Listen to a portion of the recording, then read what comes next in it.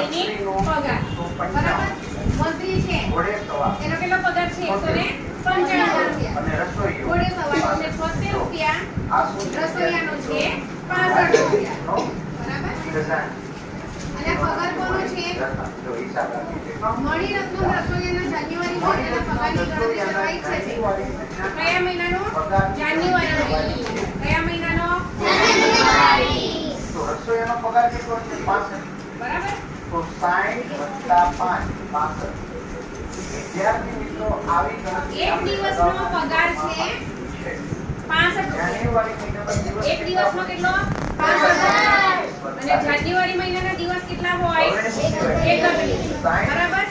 હવે આપણે હમણાં આપણે હવે સમજવાનું છે કે આખા મહિનાનો આપણે પગાર મેળવવાનો છે બરાબર